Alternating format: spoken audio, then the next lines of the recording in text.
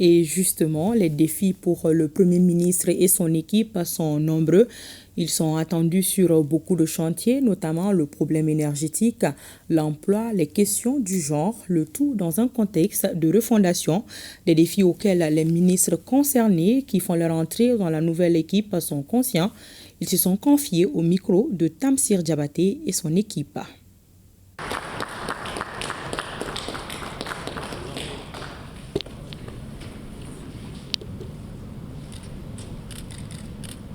Nous avons été satisfaits de ces nouvelles orientations qui ont été données parce que lorsque vous entamez quelque chose, à un moment donné, il faut faire une évaluation et voir ce qui n'a pas marché.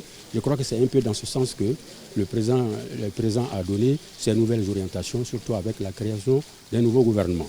Donc il s'agit donc certainement de poursuivre ce qui a été fait, mais surtout de renforcer cela et voir ce qui peut être acquis, faire de nouveau. Le secret, ce sera le travail.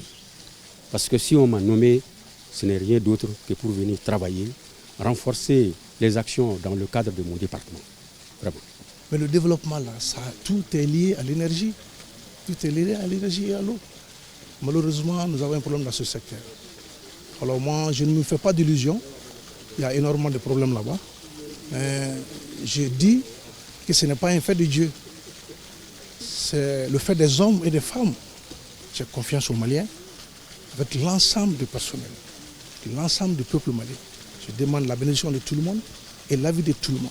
Ce problème doit être résolu par les hommes et les femmes. Pas venir des étrangers pour régler notre problème. Hein.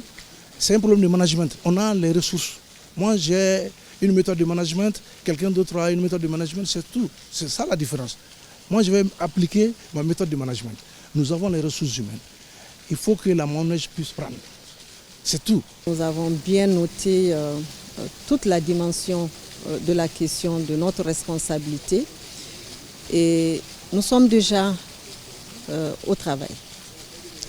Et très bientôt, nous allons, comme il a souhaité lui-même, consolider les acquis, mais nous allons mettre en place des nouvelles initiatives pour renforcer l'existant et aller vers l'ensemble de la population pour améliorer leurs conditions de vie. C'est un aspect sur lequel le président de la République, son Excellence Assimi Goïta, a insisté et nous allons donner le meilleur de nous.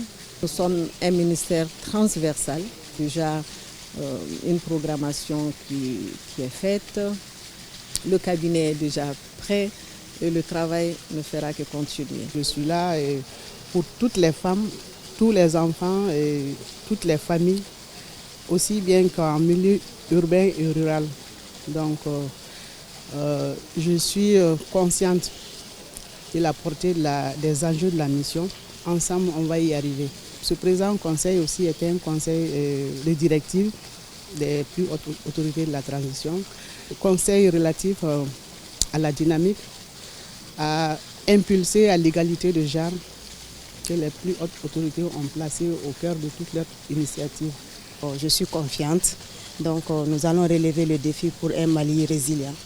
Quand on parle de l'environnement, il faut prendre le contexte du Sahel. Aujourd'hui, le Sahel est confronté à beaucoup de défis environnementaux, notamment les changements climatiques, la sécheresse récurrente, les inondations. Donc nous allons vraiment utiliser les moyens nécessaires pour y faire face afin que les populations puissent quand même vraiment vivre en paix. Je mesure toute la charge et je pense que c'est une responsabilité. Nous sommes prêts à apporter notre petite contribution pour le Mali Kura.